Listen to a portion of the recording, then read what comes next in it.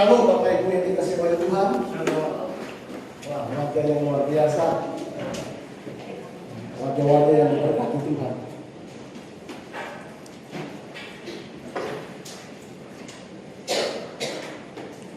Nah, saudara yang dikasihi oleh Tuhan, tadi yang saya naikkan doa saudara, bahwa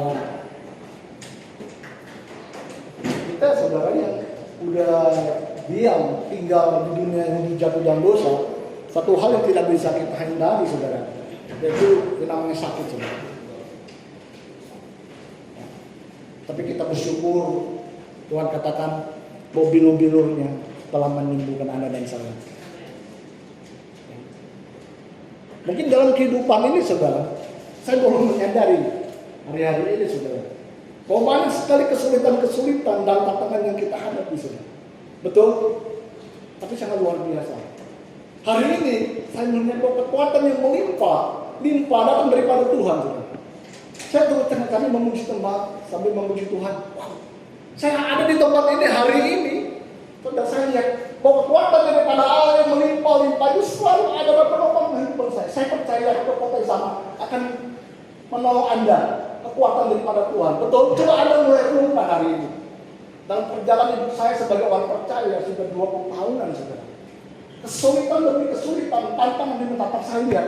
Hari ini saya bisa berdiri di situ karena kekuatan daripada Tuhan yang melimpah-limpah yang menaungi kehidupan saya.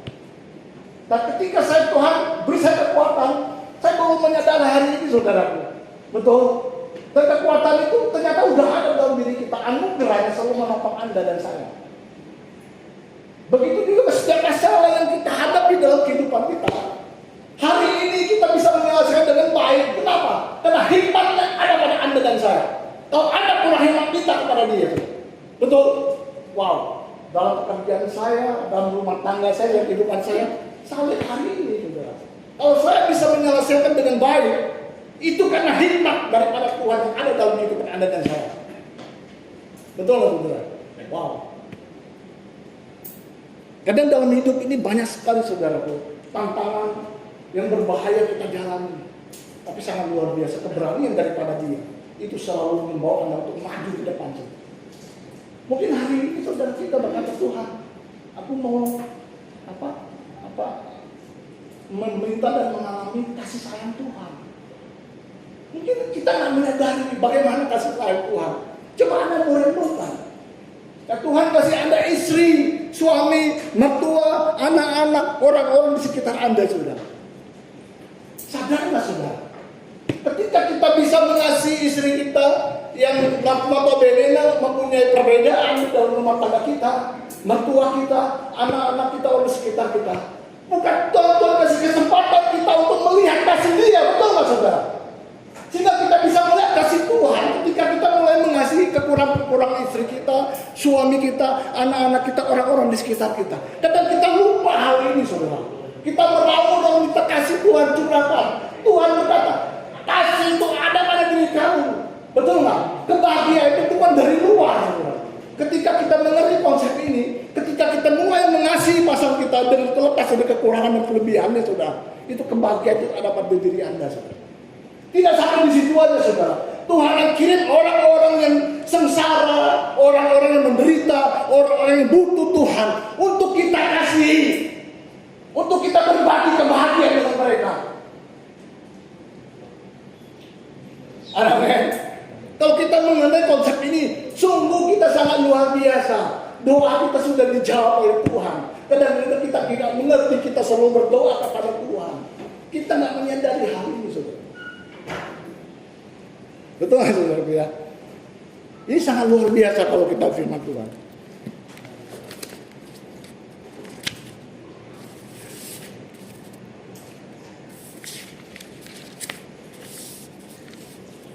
Kadang-kadang kita nggak menyadari sebagai orang percaya. Saya ulas di khotbah saya 2 minggu yang lalu. Coba kita mulai renungan saudara. Kadang sebagai orang percaya, kita mencari sesuatu yang sebetulnya sudah kita miliki saudara. Kita mencari kebahagiaan. Bahagia itu ada di dalam diri kita. Kita ikut seminar, bayar 2 juta, 3 juta, bagaimana cara mengasihi istri, bagaimana menghadapi mertua, nggak bisa. Itu dari luar. Kebahagiaan itu ada dalam diri kita, saudara. Betul nggak? Kita minta Tuhan untuk memberkati kita. Padahal Tuhan bilang atas, kalau Anda bicara segala berkat rohani di dalam surga sudah diberikan kepada Anda dan saya. Betul? Kita minta kehadirannya, dia bilang aku tinggal di dalam engkau. Wow. Aku mulai berpikir, berarti selama ini kalau kita nggak mempunyai pola pikir konsep yang benar sebagai berdaya Tuhan, kita mencari sesuatu yang sebetulnya sudah kita miliki, betul. Cuma kita nggak menyadari saja, saudara.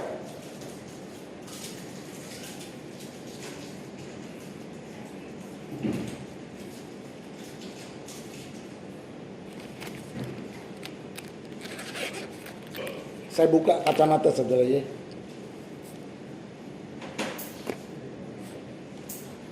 Kacamata saya agak berbeda, saudara. Kacamata cenderung, tapi lebih bagus. Ini saya bilang, pas saya cari kacamata buat papa. Papa ini bagus, ini bagus juga, saudara. Saya pakai, saudara ya. Nah, saudara, ini import dari Cina, saudara. Asli. Cina dilawan juga. Ini mahal, saudara. 3 juta, nolnya gelinding 2. 30.000, saudara. Seminggu sampai. Kok asam jadi gede sih?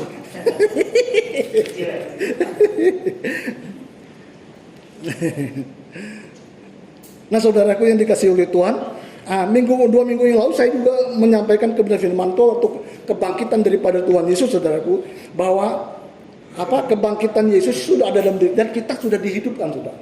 Kita dihidupkan bukan keinginan kita dan kemauan kita, tetapi Yesus mati di kayu salib, saudaraku. Saya pernah katakan dia membawa dunia ini, saudara, ke surga, betul.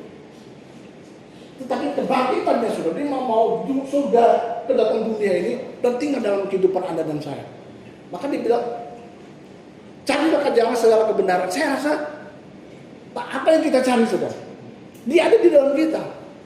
Surga kerajaan Allah itu ada di dalam kita, saudara. Dan segala kebenaran kealahan itu, saudaraku, kita dilahirkan boleh oleh kelau. Kita dilahirkan baru oleh kebenaran firman Tuhan dalam kebenaran dan kekudus yang sesungguhnya, saudara. Kita segambar dengan dia. Dan kata lain bahwa segala kebenaran dari Allah itu sekarang menetap dan tinggal dalam kehidupan Anda dan saya. Nah, kita nggak ngerti hari ini. Kita banyak nggak ngerti, saudara.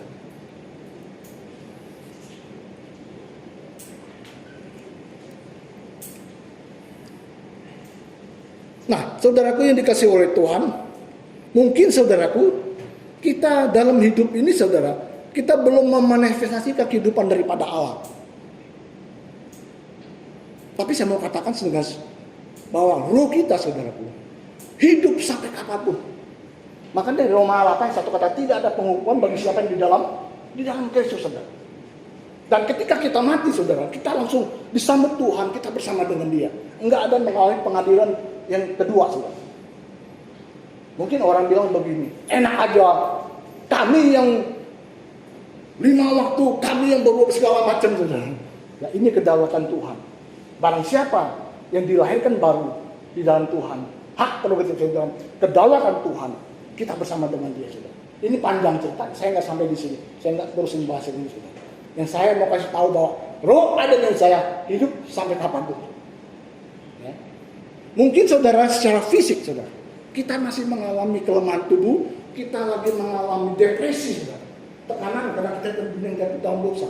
Tapi kita masih menyadari bahwa roh yang membangkitkan Yesus daripada orang mati itu tinggal dalam kehidupan Anda dan saya. Sehingga firman katakan sebagaimana Yesus ada, kita pun ada di dunia ini, saudara. Ini bukan nanti kita mati, saudara, kita di surga, oh baru saya serupa dengan Tuhan. Saya dulu punya konsep seperti ini. Ketika saya mati, saya di surga, saya baru memerintah bersama dengan Tuhan Yesus. Tapi itu salah. Hari ini saya mengerti bahwa ketika saya percaya kepada Yesus, saya sudah memerintah bersama dengan Dia dalam kehidupan ini, saudara. Ini suatu konsep kalau kita mengerti sangat-sangat luar biasa. Kalau kita tahu hal ini, saudaraku ya, kemenangan itu adalah efek samping yang tidak bisa kita elak. Perubahan itu bukan dari luar, saudara. Perubahan itu bukan kekuatan kita, apa yang kita lakukan. Perubahan itu Anda tidak menyadari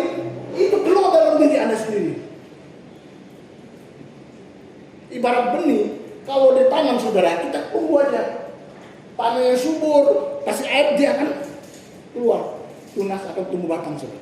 Kalau kita cabut, dia akan mati, saudara. Betul?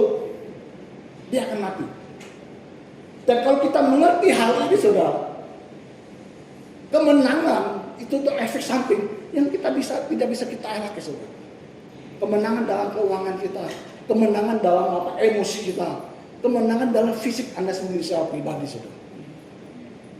Ada amin? Ini sangat luar biasa. Untuk itu, saudara, kasih Tuhan, kalau kita baca kitab di Efesus, saudara, dari awal sampai ayat ke-6, saudara, wow, itu semuanya telah diselesaikan oleh Tuhan. Paulus tidak berdoa supaya Tuhan itu memberi berkat kepada kita, supaya Tuhan itu melindungi kita, menjaga kita, membuat kita mau. Enggak, saudara. Dia cuma berdoa agar celikan mata hati umatmu, umat Tuhan, gereja Tuhan, sehingga kita mengerti roh dan perwahyuan daripada Allah, membuat mata hati kita menjadi terang, supaya kita mengerti pengharapan apa di dalam Dia. Dia mati, Dia bangkit, itu semuanya untuk kita, supaya kita menyadari keberadaan kita sebagai anak-anak yang dikasihi, supaya kita bisa mengalami kehidupan daripada Allah dalam kehidupan setiap kita. Tuhan tidak mau kita hidup dalam segala apa yang tidak dibenarkan oleh Tuhan. Itu rencana Allah dalam kehidupan Anda dan saya. Betul?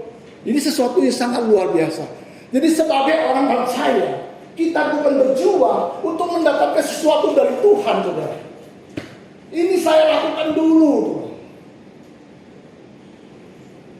Bahkan saya meninggalkan keluarga saya meninggalkan pekerjaan saya. Supaya apa? Supaya saya melayani Tuhan. Saya mendapatkan sesuatu daripada Tuhan. Sama ketika saya belum mengenal Tuhan, saudara. Saya pergi ke dukun, satu cara untuk apa? Supaya keluarga saya dijaga, supaya pekerjaan saya baik, supaya saya hidup makmur, saudara. Supaya saya diberkati. Saya pikir-pikir apa bedanya saya dengan orang-orang waktu saya belum mengenal Tuhan. Apa bedanya? Cuma bedanya di gereja kita cuma kasih kolektor. Kalau sama dukun kita mesti bayar persembahan kepada kuasa kegelapan. Dan hari ini saya mau kasih tahu kepada Anda dan saya bahwa perjuangan kita di dalam Tuhan bukan untuk mendapatkan sesuatu daripada Tuhan, tapi perjuangan itu bagaimana kita menerima manifestasi apa yang sudah menjadi bagian milik kita di dalam Kristus. Ini berbeda, saudara. Sehingga kita menyembah Tuhan, enggak menyatakan bahwa Dia sebagai berhala untuk diri kita sendiri, saudara. Ketika kita menyembah Tuhan, kita tahu bahwa kita ada kemuliaan bagi Dia. Ini berbeda. Maka kekristenan itu berbeda. Kenapa? Karena kekristenan itu suatu hubungan dengan Tuhan. Kalau hari ini kita datang kepada Tuhan, supaya kita diberkati segala sesuatu untuk kita, apa bedanya dengan kita menyembah berhala? Ketika kita datang di gereja ini, kita supaya kita diberkati Tuhan. Apa bedanya, saudara? Hari ini kita berjuang, saudara, untuk menerima manifestasi dari Allah apa yang menjadi dari kita. Ada amin? Kita tahu bahwa anugerah yang ada pada diri kita, yang selalu menopang Anda dan saya. Amin. Nah, saudara, saya mulai bertanya hari Jumat, saudara. Pak Bagus telepon saya, Pak tolong Bapak bawa firman. Dia nggak kuat berdiri, saudara. Dan Pak Bagus kemarin, ya dia ada uratnya ketarik, saudara. Dia akan air, gitu. Maklumlah ABG, saudara. Ya. Saya juga begitu. Kalau ngangkat aqua, sekarang masih berdua, saudara. ABG, angkatan babi gue, saudara. Ya. Jadi kalau mungkin dia lagi posisi nggak enak, ketika dia ngangkat, ketarik, saudara. Sehingga kemarin saya datang ke rumah dia ada kasih ke roda. Ketika dia cedok, dia sudah disembuhkan, saudara. Ada sehingga dia bisa melakukan pekerjaan Tuhan yang Tuhan taruh dalam bagi dia.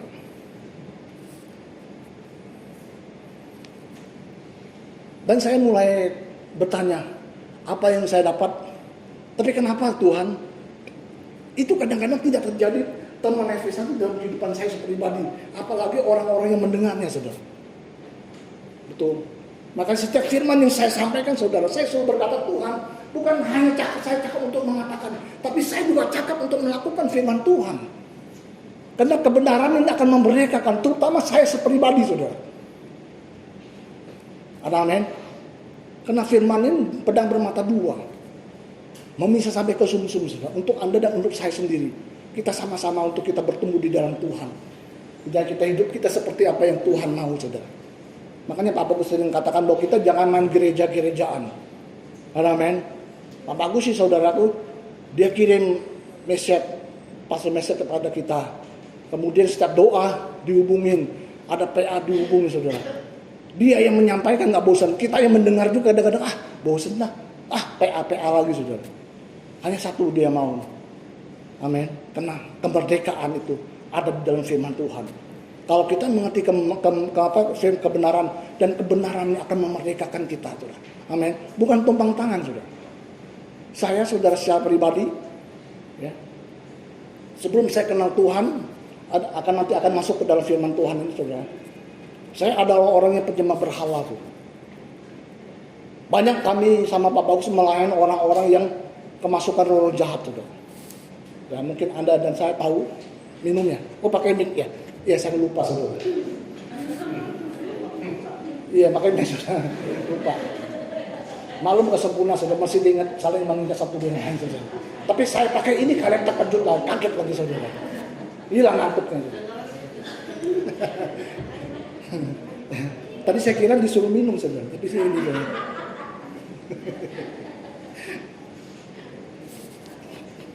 Saya dari keluarga, saya penyembah berhala, saudara. Mungkin Anda saya sudah pernah saksikan, saudara. Satu hal yang saya tahu dari awal saya percaya Yesus, saudara, saya tidak pernah untuk meminta orang untuk doakan saya. Kenapa? Karena saya punya keyakinan bahwa firman Tuhan ini akan melepaskan saya dari segala ikatan-ikatan daripada kuasa kegelapan apapun. Saya nggak pernah. Bahkan saya coba-coba, saudara, saya ikut dalam pelayanan pelepasan. Saya mau coba ketika pendeta itu mengutarakan firman Tuhan, apakah saya bisa manifest? Kadang-kadang waktu kita nggak ngerti, saudara, ya maksudnya ya ikut. Kadang-kadang kita kasih buku catatan, saudara. Ya, ini sesuatu pola pikir yang salah, saudaraku, ya. Bukan berarti enggak, tapi kuasa Tuhan, iblis itu suatu makhluk yang sudah dikalahkan, saudara. Amin. Nah, ketika pelayanan pelepasan, saudaraku, banyak orang-orang manifest, kemudian saya juga mulai melangkah, saudaraku. Akhirnya mulai berjalan, bergerak dalam pelayanan ini, saudara. Dan kami mulai kalau ke rumah-rumah, ada orang yang kesurupan, macam-macam, saudara. Ada teman saya yang ditendang sampai masuk got, saudara. Makanya pelayanan pelepasan jangan pakai tutup mata, saudara. Mesti buka mata. Ya. Ada kita datang, dia udah simpan pisau di dalam kasur, saudara. Tapi luar biasa ketika dia kemasukan, dia gerakannya lambat, dia mulai ambil pisau. Saya udah tahu ketika dia tarik pisaunya, oh ini pisau, kita ambil pisaunya. Satu hal, saudara, apa yang saya alami, saya percaya bahwa firman Tuhan ini, kebenaran ini yang membebaskan saya daripada ikatan-ikatan daripada kuasa kegelapan. Amin. Nah, setiap orang yang kami layani, saudara, kami katakan mengenai pribadi dia. Kenapa? Karena banyak kita nggak tahu keberadaan kita sebagai orang percaya, saudara. Ibarat saya pernah katakan firman Tuhan ini apa? Saya ini, saudaraku, seorang ahli perang dari Cina, saudaraku. Kalau kita melihat film kungfu itu namanya Sun Yat-sen, seorang pahlawan revolusioner dari para Tiongkok, saudara. Dia berkata seperti ini: kalau kita mau berperang, kita mesti melihat kekuatan lawan berapa. Kemudian kita bisa menyusun kekuatan kita untuk melawan mereka, saudara. Tapi hari ini kita lihat, saudara, gereja Tuhan boro-boro melihat berapa besar siapa musuh dia, diri sendiri juga kita nggak tahu siapa. Amin. Pokoknya saya ke gereja datang, saya bayar kolektor, udah. Senin kita mulai hidup seperti apa yang kita kita jalani dalam kehidupan kita. Ya, kalau ada kesalahan dikit-dikit nggak apa-apa lah. Kan firman Tuhan kita jangan menyia-nyiakan kasih karunia Tuhan. Keselamatan bukan perbuatan baik saya, itu bermurni daripada Tuhan. Ya udah nggak apa-apa lah. Kan anugerah itu selalu menolong saya. Nggak ada sedikit pun niat kita hidup seperti Tuhan kehendaki. Paulus tidak pernah mengajarkan hal seperti itu. Ada amin? Nah, sekarang peperangan rohani sudah. Saya mulai bertanya dalam hati saya, kenapa? Karena sebagai seorang pembicara, saudaraku, kadang kita mengalami hal yang sama. Dan kita mau mengalami terobosan dalam kita mengikuti Tuhan, saudara.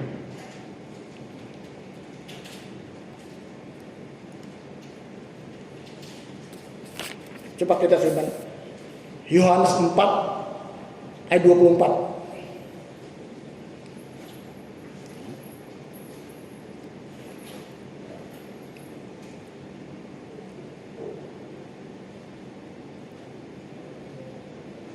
Kenapa saudara? Apa yang Tuhan janjikan, Tuhan beri kepada Anda dan saya, itu tidak termanifestasi dalam kehidupan kita secara fisik.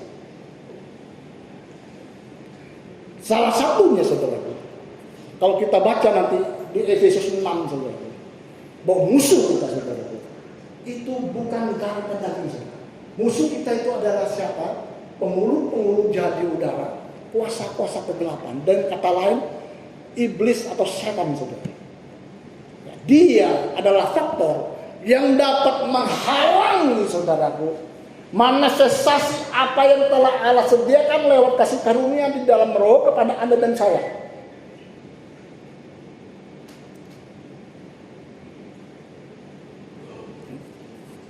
Allah itu roh, dan barang siapa menyembah Dia harus menyembahnya dalam roh dan kebenaran. Apa yang Allah sediakan saudaraku lewat kasih karunia-Nya itu nyata, tapi ada di dalam roh. Nyata apa di dalam roh. Tapi bagaimana dengan iman kita? Bagaimana iman kita itu mengambil atau menerima apa yang telah Allah sediakan di dalam roh, termanifestasi dalam kehidupan kita secara jasmani sudah, tubuh dan fisik kita sudah.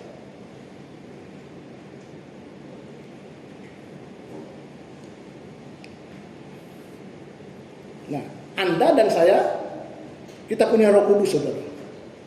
Mulai bertanya kepada Tuhan. Setiap firman yang ditaburkan saudara, itu kita nggak boleh telan bulat-bulat. Saya pribadi, siapapun yang berbicara saudara. Karena saya tahu bahwa saya punya roh Allah yang sama dengan siapa yang mengucap firman Tuhan. Saya akan bertanya kepada Roh Kudus ada dalam hati saya. Itu dalam pengetahuan. Ketika pengetahuan kita punya. Ketika kita mengerti menjadi rema dalam kehidupan kita telah. Amin. Nah, kalau Anda mengerti ini saudaraku, Anda mulai telah mengerti perwalian ini. Dari iman kita saudaraku itu tidak menggerakkan Tuhan. Sebagai Tuhan dia sudah bergerak. Kadang-kadang apa yang ada di dalam roh terjadi dalam jasmani kita saudaraku. Kadang-kadang kita bisa cepat, kita bisa lama, bahkan kita bisa menundakannya. Manifestasi itu dalam kehidupan kita, tapi bukan dari pemberian daripada Allah. Kenapa? Karena sebagai Allah Dia telah menyediakan semuanya. Sebelum Anda dan saya sakit, kesembuhan itu sudah ada saudara. Bukan ketika Anda sakit Tuhan bilang begini, oh bentar ya, aku suruh anakku ditaruh dulu. Tidak saudaraku. Sebelum Anda butuh keselamatan itu sudah disediakan. Ada. Sebelum Anda membutuhkan segala sesuatu dalam kehidupan Anda, itu sebagai Allah Dia telah menyediakan terlebih dahulu saudara. Iman kita tidak akan pernah untuk menggerakkan Tuhan. Kalau kita punya iman untuk menggerakkan Tuhan, kita termasuk orang dalam legalisme agama saudara.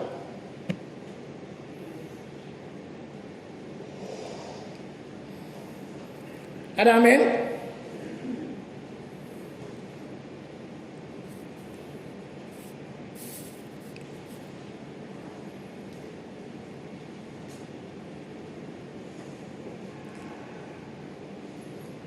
kuasa kegelapan adalah faktor ia memang menghalangi apa yang mestinya termanifestasi dalam kehidupan kita lewat apa yang Tuhan Yesus berikan kepada Anda dan saya, saudara. Tapi saya mau kasih tahu, saudaraku, ada hal yang penting kita untuk mempelajari ini.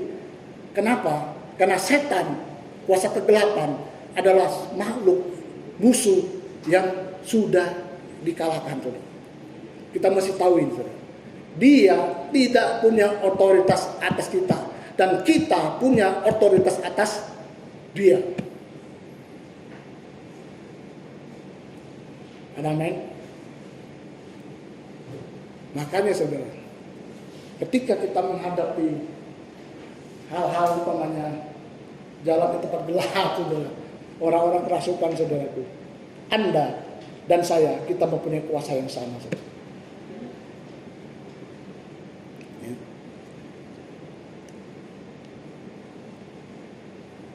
Satu-satunya alasan ia dapat melakukan apapun terhadap kita adalah karena ketidaktahuan kita, ketidakpercayaan kita, ketakutan kita. Ini yang dipakai untuk menyerang Anda dan saya.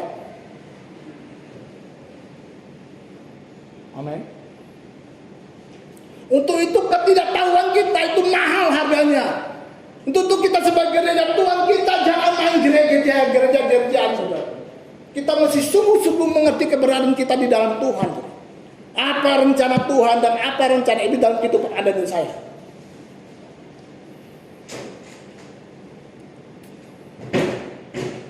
Dua Korintus 2 ayat 11.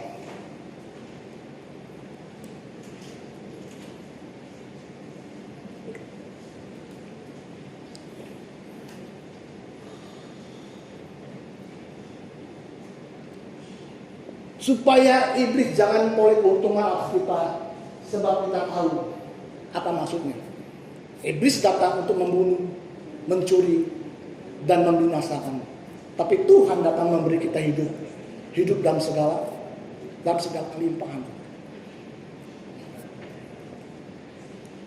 Kita kembali ke Efesus 6 ayat 10 sampai 12. 10 sampai 12. Kita masuk ke poinnya, saudara, ya.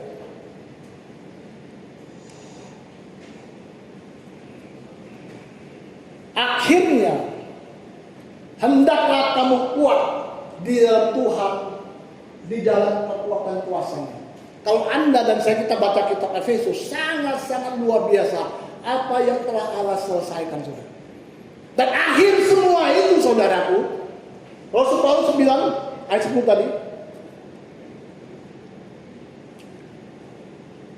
akhirnya hendaklah kamu kuat di dalam Tuhan, di dalam kekuatan kuasanya. Ayat 11, kenakanlah seluruh perlengkapan senjata Allah, supaya kamu dapat bertahan melawan tipu muslihat iblis. Nah, ini saudaraku, Rasul Paulus tahu, saudara, bahwa iblis itu tidak punya kekuasaan, saudara, tapi dia punya tipu muslihat daripada iblis yang menipu Anda dan saya. Coba Anda mulai renungkan hari ini.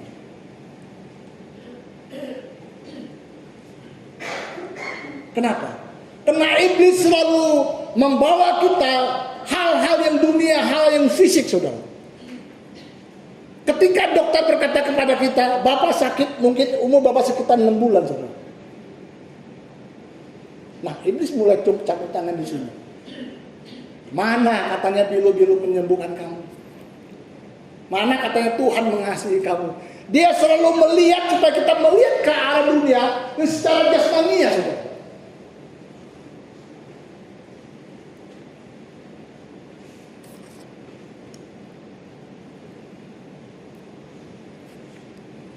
Kita ada dalam peperangan ini bukan terjadi di luar, saudara, atau di surga nanti, saudara.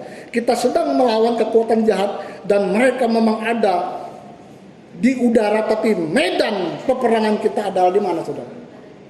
di pikiran kita. Nah, saya lihat saudara, tipu muslihat saudara, yaitu kebohongan, kelicikan dan penipuan. Satu-satunya kekuatan daripada iblis saudara, dia adalah penipu.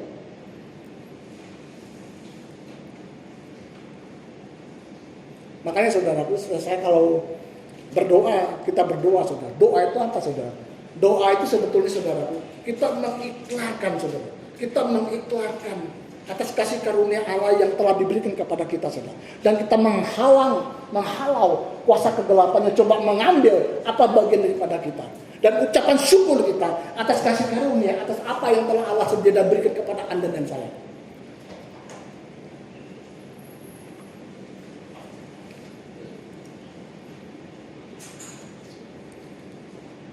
Satu-satunya kekuatan dari setan adalah penipuan, saudara.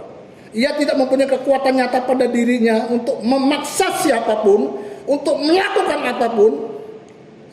Kita harus menyerahkan diri kita kepadanya terlebih dahulu. Karena itu iblis sebenarnya adalah non-faktor bagi kita yang tahu dan mengerti kebenaran. Saya belum hari ini. Kenapa Pak Bagus itu begitu getol, begitu semangat untuk memberitakan kebenaran? Sampai-sampai saudara, kadang-kadang saudara, dia nggak melihat orang muslim orang apa saudara, dia menyampaikan kebenaran.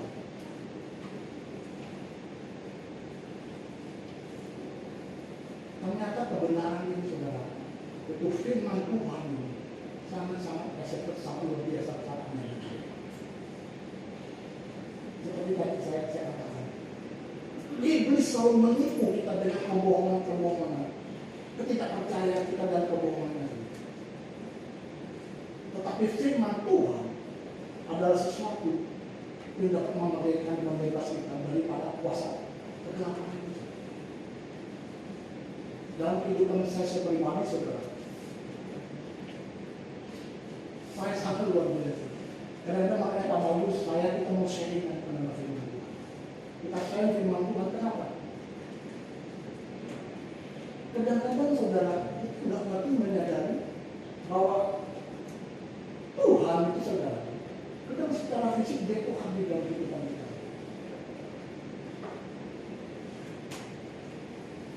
Ketika kita mengerti kebenaran itu, sehingga apa? Iblis tidak berkuasa dan punya otoritas kepada kita. Kita mestinya punya otoritas kepada dia. Tapi hari ini gereja itu terbalik. Kita melihat dulu pelayan saya saudara. Kita itu begitu menyandung iblis saudara. Sampai ketika kita mau pelepasan, pertama nggak boleh hubungan suami istri. Yang kedua, kita mesti jaga dari pagi sampai malam perbuatan kita, kekudusan kita. Waduh, seolah-olah iblis itu malu sangat mengerikan seperti di film-film saudara. Dulu saudara sepupu kita saudara. Dulu kalau kita waktu saya masih remaja itu kalau film itu setan itu pasti pakai Al-Quran itu. Akhirnya mereka tahu mereka mahal. Mereka kali ini nggak pernah lagi kalau David kasih Al-Quran. Bahkan kita dari Tuhan saudara. Seolah-olah kita tuh mengagungkan iblis, kita membesar-besarkan dia saudara. Dia menipu, dia membohong, dia licik saudara. Sehingga apa? Dia menghalangi apa yang bagian daripada kita itu dihentikan, tersendat gara-gara dia. Amin. Nah, tapi saya terus ke firman Tuhan saudara ya, supaya kita bisa mengerti dan kita menyadari ya, oleh kebenaran dari firman Tuhan saudara, kita tahu bahwa iblis itu non faktor bagi kita yang tahu dan mengerti kebenaran itu.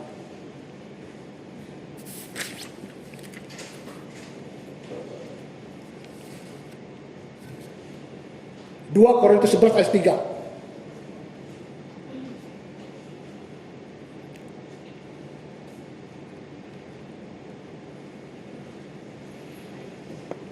Paulus takut saudara. Tetapi aku takut kalau pikiran kamu disesatkan dari kesetiaan kamu yang sejati kepada Kristus. Sama seperti Hawa diperdayakan oleh ular itu dengan kelicikannya. Kenapa? Orang-orang di Korintus, saudaraku, mereka mulai mengenal hal-hal yang aneh. Mereka mulai menjauh daripada kebenaran. Mereka mulai mengalihkan fokus mereka kepada Kristus. Maka Rasul Paulus tahu hal ini. Rasul Paulus menegur orang-orang yang ada di Korintus, saudara. Saya ambil contoh, saudara, dalam firman Tuhan. Yang itu Raja Salomo, saudara. Raja Salomo adalah orang yang sangat luar biasa. Dia punya hikmah, punya kekayaan sangat luar biasa. Dia orang yang bertemu dengan Tuhan beberapa kali. Bahkan dia yang membangun banyak Allah, saudara. Amen. Tapi kita lihat akhir hidupnya, saudara. Dia mulai alih, menjauh daripada hubungan dia dengan Tuhan. Akhirnya apa? Dia jatuh di dalam penyembah berhala.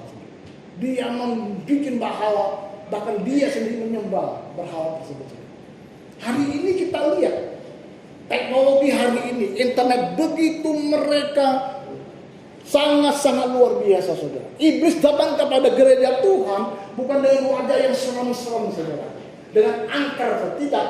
Dia datang dengan berbagai kesibukan. Itu menarik kita untuk kita jauh daripada Tuhan, sehingga kita tidak mengenal siapa kita, apalagi kebenaran yang Tuhan berikan kepada Anda dan saya. Ini sangat penting sekali, saudara. Begitu dengan Raja Salomo, Raja Saul, dia orang yang diurapi dia Tuhan. Raja Samuel mengangkat dia untuk menjadi raja. Tapi akhir hidupnya dia berpaling daripada Tuhan. Hari-hari ini banyak orang berpaling daripada Tuhan. Kenapa? Karena begitu banyak tekanan, begitu jarang rintangan, hambatan yang dialami dalam kehidupannya. Mungkin juga berkat Tuhan, sehingga membuat dia jauh daripada Tuhan untuk bersekutu dengan Tuhan.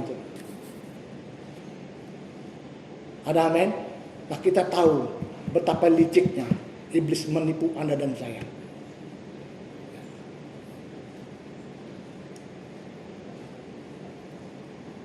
Tadi Efesus 6 tadi, terus selanjutnya.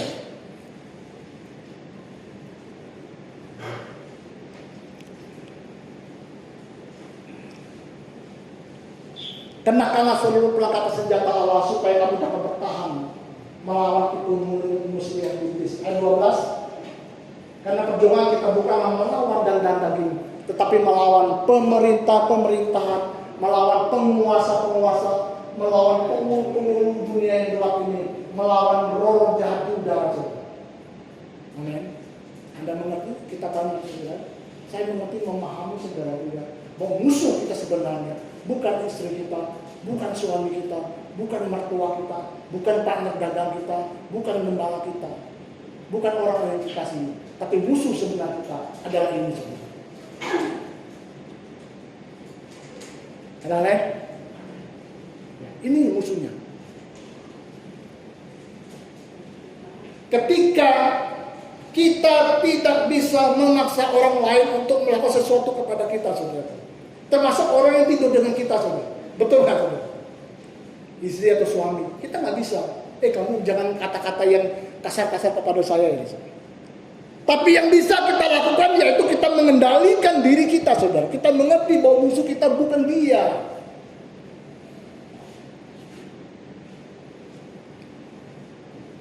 Tapi kebanyakan kita tidak mengerti hal ini, saudara.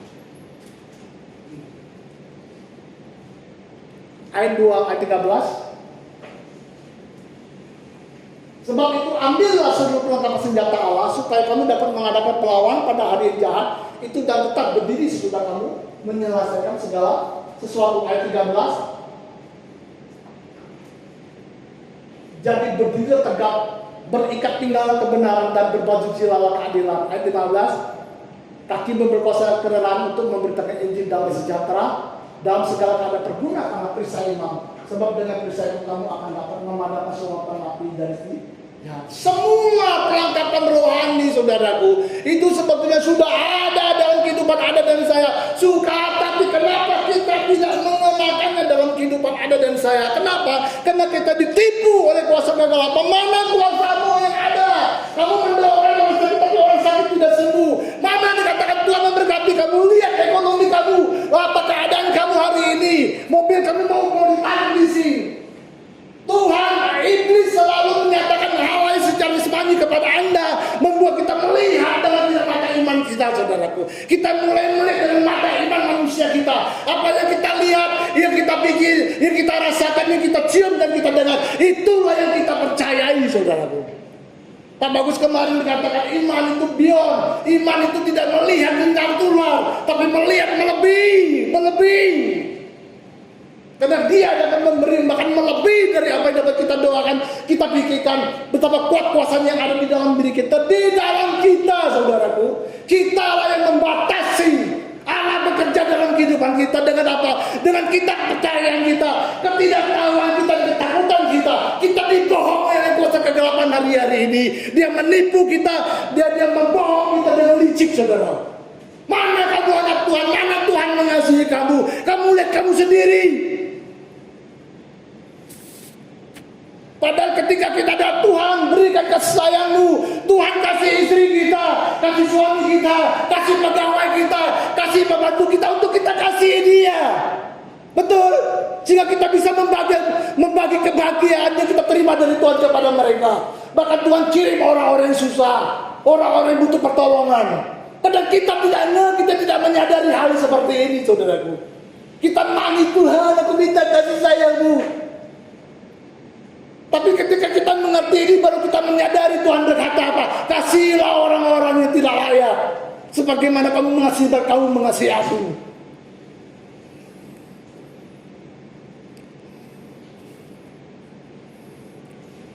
Kenapa waktu di Kejadian 3 ayat 1, saudaraku, iblis itu tidak datang kepada Hawa dengan umpamanya kayak harimau, kayak gajah yang kakinya. Hei Hawa, Adam, kamu mesti makan buah ini. Kalau nggak gue injak. Tidak, dia nggak ada kekuatan kuasa. Salah satu dia tahu, saudaraku, dia menipu. Dia berkata kepada Adam, kamu itu mau makan buah yang kamu Tuhan, atau kamu sepertinya, kamu mau jadi seperti dia. Iblis berkata bahwa kamu itu belum memiliki seperti yang Tuhan Yesus miliki. Padahal Adam itu memiliki seperti apa yang Tuhan miliki, saudaraku. Dia menipu sehingga Hawa dan Adam, oh iya benar, buah ini bagus, kalau aku makan aku sama seperti Tuhan. Akhirnya Adam jatuh dalam dosa.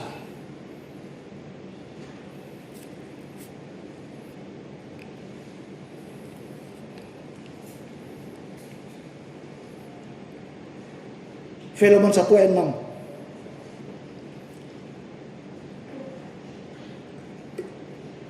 Sedikit lagi, saudara.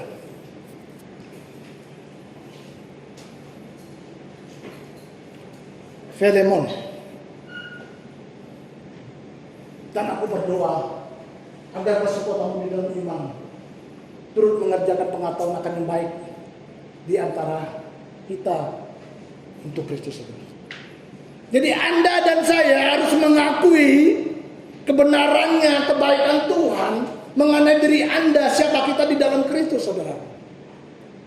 Bahwa kita adalah bukan orang-orang yang gagal, saudaraku. Kita bukan orang-orang yang tidak mengerti apa-apa.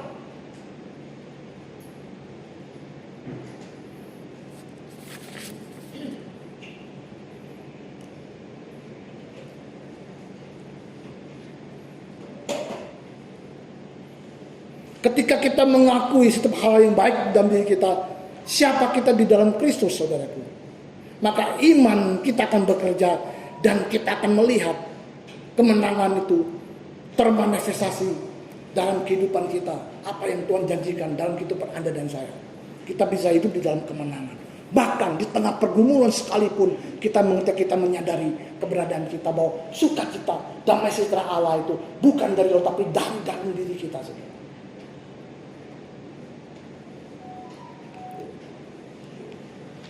Yohanes 8 ayat 32.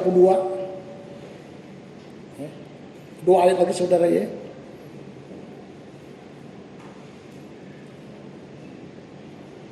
Dan kamu akan mengetahui kebenaran, dan kebenaran itu akan memerdekakan kamu. 2 Korintus 10 ayat 3 dan 5. Ini yang terakhir, saudara.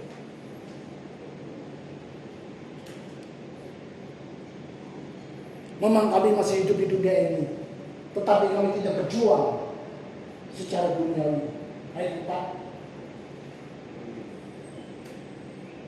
Karena senjata kami dalam perjuangan bukan senjata duniawi, melainkan senjata diperlengkapi dengan kuasa Allah yang sanggup untuk meruntuhkan benteng-benteng. Kami mematahkan setiap siasat orang dan merubahkan setiap kubu yang dibangun oleh keangkuhan manusia untuk menentang pengenalan Allah. Kami menawan segala pikiran dan menawannya kepada Kristus.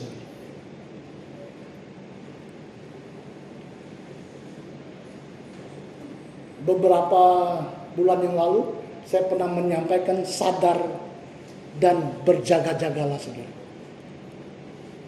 Masih ingat saudara ya? Kenapa? Karena iblis itu dia menghaung-haung seperti singa yang menghaung-haung mencari orang yang dapat ditelannya, saudara. Saya percaya saat ini, hari ini, saudara, firman sudah taburkan, saudara. Saya pribadi, saya mengalami, saya percaya Anda juga mengalami. Amin. Roh Kudus akan berbicara kepada Anda dan saya. Dan ketika kita mengerti firman Tuhan ini, saudara, Anda bisa berdiri gigih, saudara, mempergunakan seluruh pelengkap senjata Allah di dalam kehidupan Anda. Mau tahun politik ke, mau tahun resesi ke, mau kerusuhan ke, apapun, saudara, hidup kita tidak ditentukan keadaan. Amin. Kita yang sudah menerima kelimpahan kasih karunia dan anugerah kebenaran akan hidup dan berkuasa oleh satu orang, yaitu Yesus Kristus Tuhan. Amin. Hati Bapa mau ada dan saya, kitalah yang mengendalikan kehidupan kita, saudara, melewat kuasa anaknya, yaitu Tuhan kita Yesus Kristus. Allah pun memenuhi kebutuhan hidup menurut kekayaan dan kemuliaannya di dalam Kristus Yesus. Jangan batasi Allah bekerja dalam kehidupan Anda dan saya. Jangan biarkan kuasa kegelapan roh itu menipu kita, mencuri apa merupakan bagian daripada Anda dan saya. Untuk itu, saudaraku, enggak ada jalan lain. Kita temukan metodenya, caranya, panduannya hanya ada di sini. Karena firman itu adalah Allah itu sendiri. Firman yang menjadi manusia ada di antara kita. Ini firman Tuhan. Amin. Bapa tahu kita tidak akan bisa hidup di dalam kasih karunia Tuhan tanpa ini, saudaraku. Firman ini ada cerita Yesus, saudaraku, dan Anda di dalam Dia, ada di dalam sini, kita ada dalam Dia. Amin. Maka saya seperti katakan, saudaraku,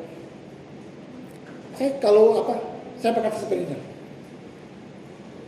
Dulu, saudara, bagaimana saya menceritakan kehidupan saya kepada Tuhan, kepada Bapak Tuhan, saya ini begini-begini, saya itu begini. Akhirnya apa jawaban saya? Apa, mengapa, bagaimana Tuhan? Oh begini ya Tuhan. Tapi ternyata Bapa mau menceritakan kehidupan anaknya Yesus Kristus itu kepada Anda dan saya. Itu ada di sini, saudara. Amin. Dia berkata kamu itu naik tidak kepada turun, kamu menjadi kepala bukan ekor. Kamu mempunyai sumber yang tidak pernah habis, saudara. Orang boleh berkata jahat kepada kamu, orang menghalangi kamu, tapi firman Tuhan katakan Tuhan ada, Dia membela kamu, saudara. Amin. Untuk itu, mari saudara, kita tangkap isi hati Tuhan. Mari kita mulai bersyukur dengan Dia. Karena ini yang dapat mengungkapkan kebohongan daripada kuasa kegelapan yang senantiasa ada dalam kehidupan Anda dan saya. Yang mengelabui kita, dia menipu, dia mencuri, membuat kita tidak berdaya, sehingga kita jauh daripada Tuhan.